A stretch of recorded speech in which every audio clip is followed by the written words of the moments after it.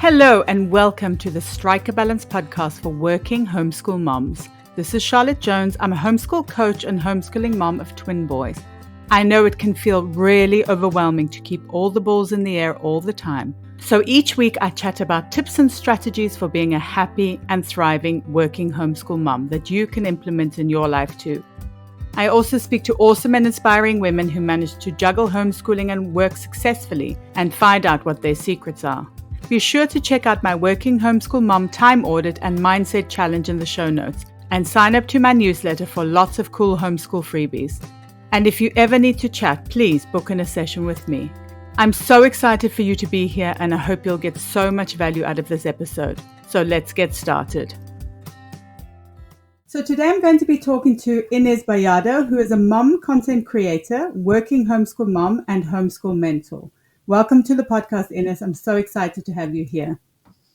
Thank you so much for having me. I'm excited too. Okay, so before we get down to the nitty-gritty, I want to warm up with a question that I love and is arguably a little bit difficult as well. If Yes. you were to publish your autobiography today, what would the title be and why? Oh my goodness. I don't know, but it probably has something to do with being a hot mess. No, I don't. I'm not sure. I really don't know. That's a hard one. She was a hot mess, but she tried. No, I'm just kidding. No. I mean, that's a great one. I think is that not basically for all of us? Yes, I think so. A lot of people relate to that. Okay, so maybe you could tell us a little bit more about yourself. Yeah, so as you said, I'm a content creator. I've been doing that for several years, and I am a mom. I have one child. I'm a single mom actually, and so um, I have a little boy who's 6 years old, and um, he's in technically in first grade, or I don't know. We go by. I know not everyone does that, but we follow the school age. We line up his age with a grade, even though he technically doesn't do that schoolwork, all the time. But he's in first grade, and we live in the Central Valley of California. We like to do things like go on hikes. We love to travel. We're just talking about before we started recording that I was recently in Hawaii. And so I love to travel, love to go on trails. Now, I say hike, but it's nothing intense. It's more like walks. So I like to do that with my son. And yeah, I love to read and write. So. And how long have you been a working homeschool mom and what made you choose to be one? Well, I have been doing it, I guess, loosely since my son was preschool age. He didn't go to preschool, and we didn't. It was more like a play school, but he was very into wanting to do school and stuff. So we called it school. And I just knew that I've always wanted to be a homeschool mom since I was a teenager. That's how I always envisioned myself. And of course, when I had a child, I was a single mom. And I just felt like there's no way I could ever, first of all, stay home with my child. But I worked really hard I wanted to work from home, and I got that going. And once my son was preschool age, I was like, okay, I can do this. If I can work from home, then I can also homeschool. So it's been, since the preschool years, which has been what, 3 years or so now. And what does your schedule look like roughly in terms of what is like a typical day and then kind of throughout the year as well? It really varies. Our days definitely vary. My style is, I think you would, I almost hate to say this because I know people, it kind of looks, it sounds bad, but I think our style is a lot more unschool like. So our schedule really varies from day to day, and sometimes we're out and about, we're doing things. Some days we are home doing what you would consider more traditional schoolwork. Um, Most days we will do, my son will take a class on OutSchool. We've been using that for a while and love it. And he will take a class or two. There was a time recently he was taking I think 5 classes in on one day of the week. Not every day, but one specific day of the week. So he enjoys doing those. So usually he'll take one class, and then we will. That's typically in the morning hours, and then we'll read. We'll go for a walk. We'll do things like that. Again, our style is very unschool, so we don't have that. We have times of structured school, but we don't do that on a daily basis, if that makes sense. And so for the school year, for his, as I mentioned, he's in first grade, so we follow the this that along with the local schools, as far as like when I say like, okay, now you're done with first grade, now you're going to second grade. But we do school year round. We're not like we don't follow the traditional school in that sense, and we don't really. Sometimes we'll take a break whenever we want, and then sometimes we don't. There's traditional times when people are taking breaks and we're not necessarily following like a school calendar. I think the year-round school actually gives you a lot of freedom, though, because it does give you that extra bit of flexibility to be able to take breaks when you need to, I think. Right. No, it totally does. It totally does. And then you can, well, that's one of the beauties of homeschool in general. It's like you can go. No, I didn't plan it this way, but we happened when we went to Hawaii, we happened to be there on spring break for a lot of people. I didn't plan it that way because for us, like we could go anytime. So I'm not even thinking about when spring break is. But even when we were there, people were asking him, "Oh, are you on spring break?" And I'm like, "We're not really on break. We just relocated for the week. We're just in a different place." So yeah, it definitely gives flexibility to just um, have school year round, and I think it also changes the your mindset, because I think we are in such a like traditional school mindset.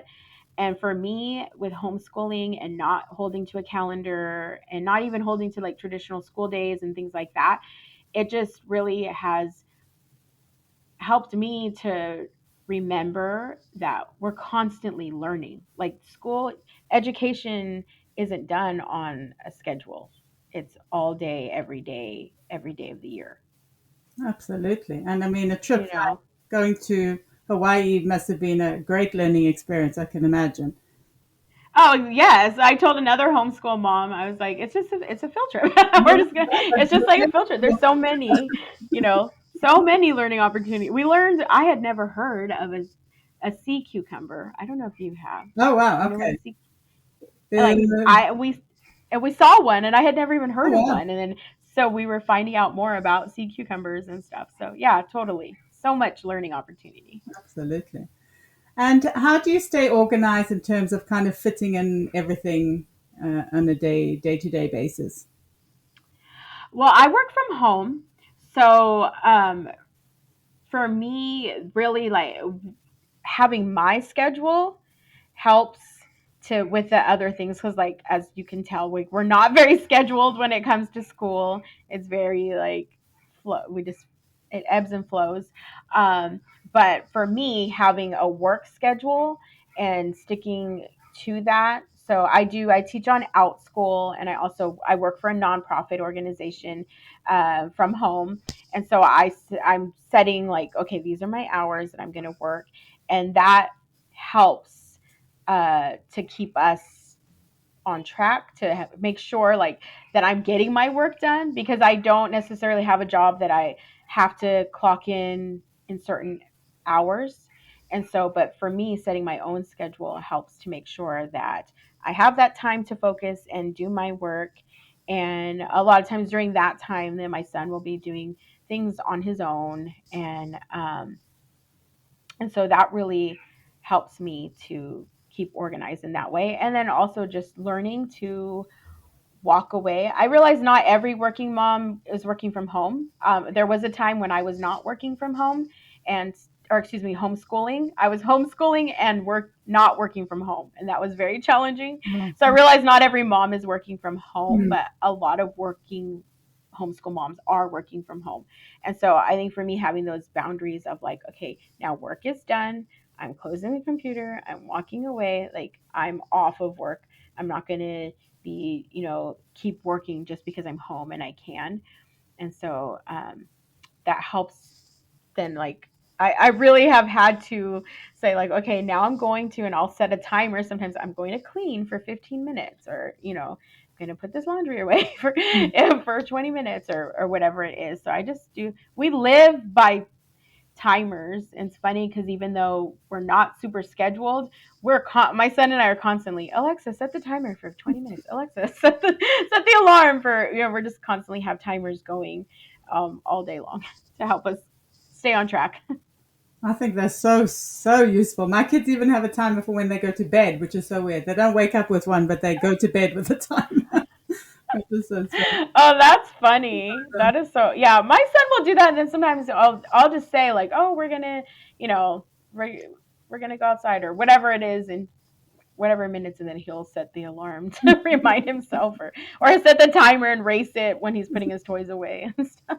I must try that because that doesn't work for my kids. They just make a big mess. It does it, yeah. It's actually great. He really he enjoys it. So Oh, that's cool. funny.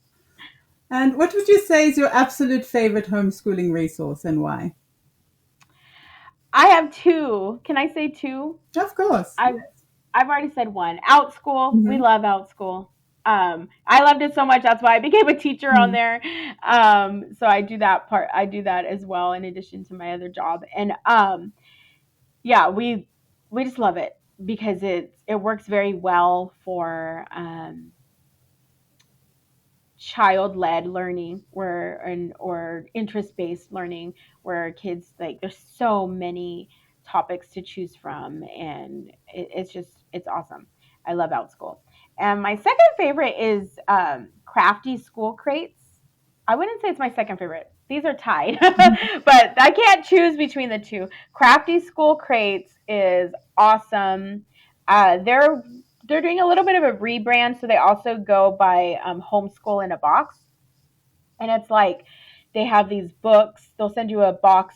You have different. You could choose based on subject if you want. We've done a weather box. We've done a food box, and they send you a box. It will have a book. So like for the weather, they gave us this huge book all about weather, and then it comes with crafts that go along with each day. There's also worksheets. They're not so much worksheety, but it's not like they're like worksheety. There's a new word. They're not like your typical worksheets, but they're more like, a lot of them are more like journal type, not like you're not doing math or things like that. And so, but they'll have some worksheets in there and crafts for days. We've had the weather box probably 2 years, and we're still working through it. And the food box as well. And then we get a monthly one, a literature box that sends a different book at my son's reading level, and he has crafts to go with it. And so it really is like, and I think they are on those newer, or the boxes, those literature ones, those have more worksheet type, more typical school type worksheets, where you literally, it is like homeschool in a box. You could get the box, take out the book, and do the crafts, do the worksheets, and that's your school work for the month. Probably one box could really cover probably a whole month. That's So awesome. That sounds really cool. I So I love know, it. and I've seen your son. He likes to craft, though, right? I often see him. He does. I know not all kids do, but mine does. Mine really does. Oh. Yeah. So, what do you do? Or have there ever been times where you've wanted to quit homeschooling, or Yes. being a working homeschool mom? And how did you get through those times? I recently went through twice. Have gone through now in 1 year. Have gone through a really big adjustment or transition time, and when I had mentioned that I was actually working out of the home and homeschooling, taking my son with me to work. And that was really, really hard. It was really difficult. Just for us, I know other people maybe could make it work better, but it was really hard for us. Probably a lot of it has to do with our style of homeschooling, and it just didn't click. And I considered, okay, do I put him in school? Um, because I had kind of made not a huge move, but we live more than an hour now from family. Like I don't have anyone that could keep him and during the day and stuff. And so I really considered it, and I just said nope. Like the priority is homeschool. The priority is my son. So if I need to get a new job, then that's what I will do. And so for me, it's really just staying focused on why I want to homeschool, like why we're homeschooling, and like what is the purpose, because it can get challenging at times to work. Working and homeschool is definitely challenging. Being a working mom and homeschooling, and for me, I'm also a single mom. It's just it can be very challenging, but just staying focused on the why of like why we're doing this, why I've chosen to homeschool. And then also it helps me. I'm a kind of person who like small goals, like breaking things into chunks makes things seem a lot more doable. So while in the back of my mind, like we're homeschoolers, like I don't necessarily plan to send my son to traditional school. Um, at least not anytime in the near future. But the way I look at it as like school year by school year. So for me, that struggle with the work and homeschool balance was like, okay, we've started this year. I know I'm supposed to homeschool this year. This isn't working. What do I do to make it work? And so I got a new job. And so, like for me, it's just having that to be able to break it up and say, like, I know why I'm homeschooling, and this is a season. We're getting through first grade, and then we're going to look at second grade, and then we're going to look at third grade, and just take it step by step. Absolutely. And I do think working from home really does make it, much, much easier, like you said. Much, much easier. It does. It does. I know that there are moms that do it and work I, outside of the home. mm, I applaud that because I couldn't do it. It was so hard. It was so hard for us. It yeah, was I really can hard. imagine. And then what about if you have a really tough homeschool day? Because we often, or not often, but all of us will have days that are really, really tough. What are the kind of things that you do to get through a particular day like that? You know what? For me, we just don't do it. Mm. Like I know that sounds. Um, when we first started off when he was officially in school in kindergarten, um, we were doing math, and the math I bought as a lot of homeschoolers do at the beginning, right? You choose your curriculums, and I had a curriculum chosen out, and it was just awful. Like it was so hard to get him to do this math every day. And so I finally was like, I'm not going to do this every day. Like this is just it's hard. We're not going to do it. I closed the math book. I did not open it for several months. Like literally, I did not open it again for several months. I'm like, we're just not doing it. And once I opened it again, he just seemed a lot more ready for it, because I felt like I was trying to get him to do something he wasn't ready to do. And so there are some days where it's not working, and I just don't do it. Okay, we're going to do something else. And then there are other days, of course, that we have to get through it. And I kind of approach it in the same way as I approach just homeschool in general, of like making those small goals. And so even for my son, I tell him like, okay, well, we're going to do this because there are some subjects that are very difficult for him. And again, my style is very unschooling. We don't do every day sit at the table and do schoolwork, school day type things. But there are times that we do that. And so when we do, I just let him know we're doing math for 15 minutes, or he does a reading program online, and so he'll set the timer Mm. to till he gets through it. And so it helps to for him to know this is our time frame, and we have a timer set, and you just got to get through this, you know? Mm. And then once we do it, we move on. Mm. Yeah, I think that's great advice. And how important do you think mindset is for being a successful working homeschool mom? Oh, I think it's everything. I think that for various reasons, it's so important because there's just times where you feel like I can't do this. Like I'm not. I think I've yet to meet a homeschool mom who hasn't had the thought of like hasn't wondered like am I capable of homeschooling my child, of educating my own child. And so I think that just knowing like having that mindset of like yeah, like I don't even want to say I can do this, but we can do this. Like I look at it as like this is my son's educational journey and I'm helping him along the way. And so I'm like, yes, we can do this. We can do this. So having that mindset. And I think it's also important to have a, a mindset, um, that type of mindset of like, we can do this. And again, going back to knowing why you're doing it, because there are even though homeschool has become more common now, it's happening more, a lot more families, especially after the with the pandemic, like a lot of families started homeschooling and stuff. It is still not, at least not here. I don't know about you, but like it is not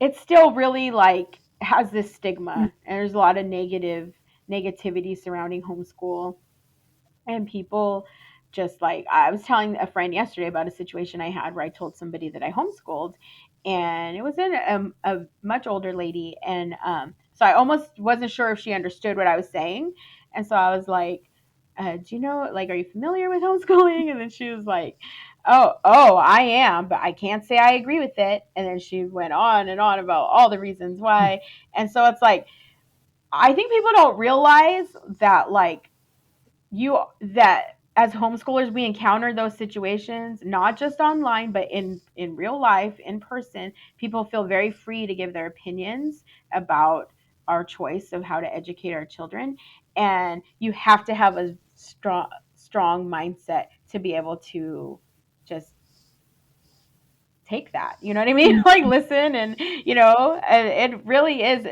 at least for me I feel like it really requires me to have that mindset of like I know why I'm doing this and like I know that there are a lot of people that disagree and that's their opinion and that's okay. This is my child, this is our life, this is his education, and just keep that mindset. Yeah. And I think one thing I would say, I mean, social media definitely has its drawbacks, but on a positive note, I think the communities that you can meet online, especially with homeschooling and things like that, can be really, Oh really yes, helpful. it is very helpful. I think absolutely, absolutely, it's very helpful. And I think honestly, I think that I get more positive responses on social media than I do like in real life, Mm.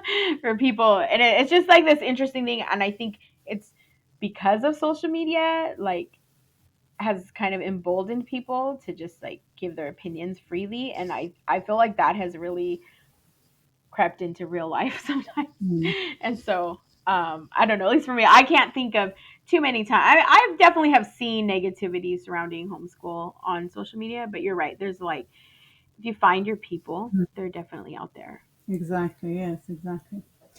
And so what does self-care look like for you? That's something I have really struggled with. I think a lot of women do, a lot of moms do.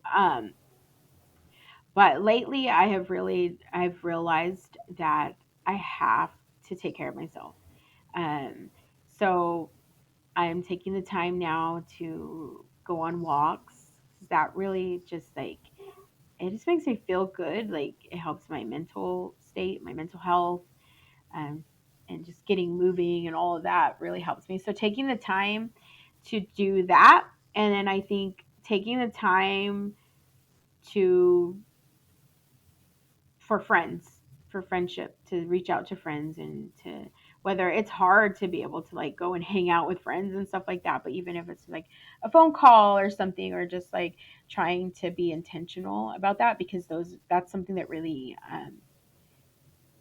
feeds my soul, Mm. so Mm. like just having those good friendships, someone to talk to and that. So Mm. Absolutely. I try to make time for that. Sure.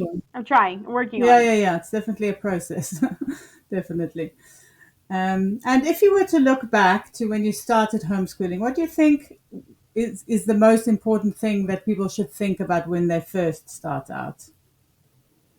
Not curriculum. No, Mm. I think that's where people tend to go, and then I think you realize like you make so many changes with that, or don't even use it, or all that. So like, don't stress over that.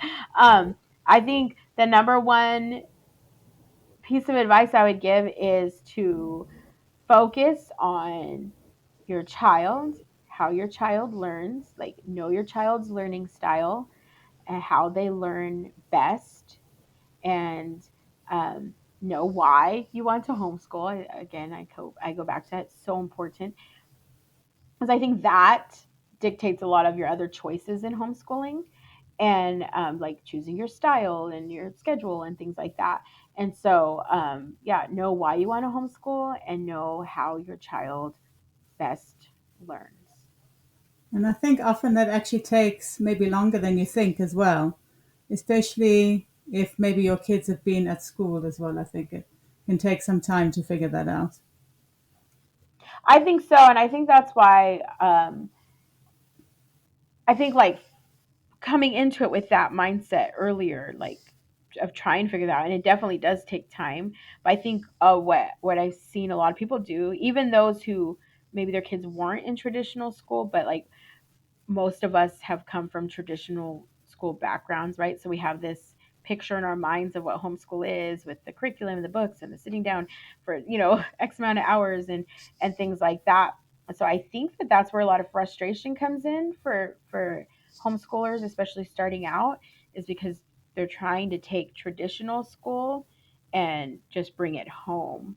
There is a style that does that, but that may not be the best style for your family. And so really like it does take time, absolutely. I think like the sooner you dive into that and focus more on that than what curriculum you're going to use or what your schedule is going to be, then I think that that makes for a lot smoother, happier journey. It just makes me sad to think because I think a lot of people give up on it. Um, and so it's just like, just think about what works for your family, how your child learns, what's going to work for your schedule, and then worry about the curriculum later. Mm. And there's so many different kinds of resources as well. I mean, it doesn't even have to be a curriculum. At, Correct? No, absolutely mm. not. There's so many free Mm. resources, even like, yeah. Exactly, yeah. And then, in terms of being a happy and thriving working homeschool mom specifically, what is some advice that you could give, or maybe one specific piece of advice then? I think take care of yourself. Don't lose yourself, like just really, because it's hard to balance working and homeschooling and just, yeah, take care of yourself. Take breaks, just invest in yourself, like we said, like the self-care. Do what really like keeps you feeling good mentally, physically, spiritually, all of those things. Mm. Absolutely, yeah. And then finally, is there anything you're working on at the moment that you would like to share, and where can people find you online? Okay. I do have I'll share my Instagram, but I recently started a teachers pay teachers account where I'm slowly going through and uploading different worksheets and stuff that I have, or activity packets. When I teach on OutSchool, like I'll provide an activity packet for the families. So I'm uploading those as well to Teachers Pay Teachers. So you can purchase that without taking my class, or. Um, and so that's kind of what I'm a big project I'm working on right now, is getting more of those done and up and on there. You can find me on Instagram. It's by my name, Inez, Inez Bayardo, Bayardo. And that's the easiest way. I do have a homeschool account as well, but I think it's easier to go to my main one, and then you can kind of find where what you want, where you want to go from there. Um, so yeah, Okay, and I the best think your place. art school classes are on there as well, if anybody, obviously. Yes, I have my OutSchool, I have my Mhm. homeschool Instagram, I have my Teachers Pay Teachers. So everything is there in my link there. So that's the best place to go, is just my personal brand Okay, account. and obviously I'll link that in the show notes as well.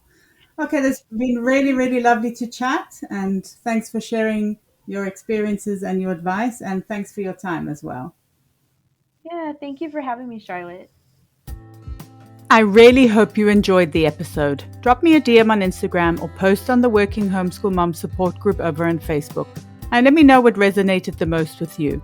It would also be great if you could rate, review, and subscribe, or share the podcast with a working homeschool mom who might need it. It's my mission to support as many working homeschool moms as possible. Until next time, take care.